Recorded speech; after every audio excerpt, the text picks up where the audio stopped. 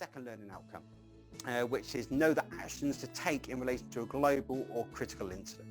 Okay, so remember, there's only one assessment criteria for this one, so it's only a short one, and that's 2.1, which is no government guidance in relation to global or critical incidents.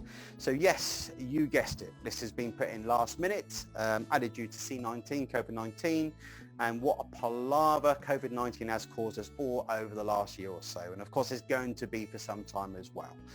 So it's important now, moving forward, we learn from that, and we must, as security operatives, because we are classed as key workers, be up to date with what's going on and how we can reduce spread of infection, etc., etc. So it's important that all security guards have access to the most up-to-date guidance from the government to ensure they comply with current legislation. So how do we get this? How do we keep ourselves up to date?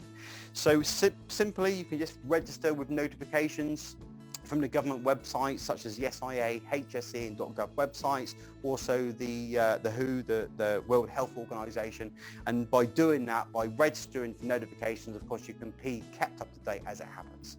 So of course the venues you work at as well, also by law, will be obliged to keep up to date and adhere to any types of requirements implemented, and it's also their responsibility and the responsibility of course to the employer to ensure that we've had appropriate training in relation to allowing them to uphold the law. Okay, so of course the employer will provide it as well.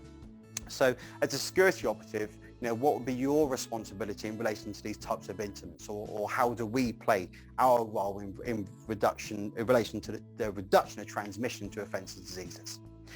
So it'd be things like, depends where you're working, like managing queues, isn't it? So prevent conflict from escalating and to ensure that the venue is not exceeding the, reduced capacity, in relation to types of pandemics.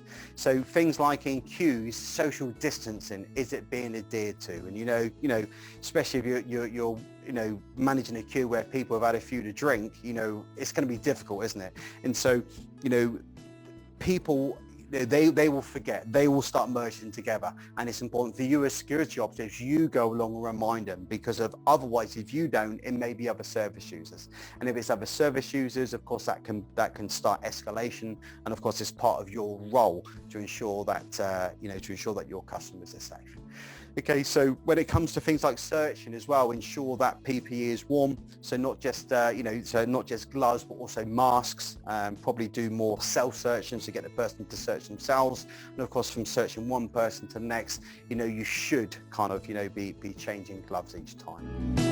So just to summarise that very briefly, so 2.1 is to know government guidance in relation to global critical incidents. How do we do that? Keep yourself up to date. Okay, so let's register with websites for notifications like the SIA, hse.gov, the WHO, etc. So sign up for notifications. No additional requirements of your employer in relation to the premises you work at. Wear extra PPE and of course change gloves between people when searching to reduce infection potential.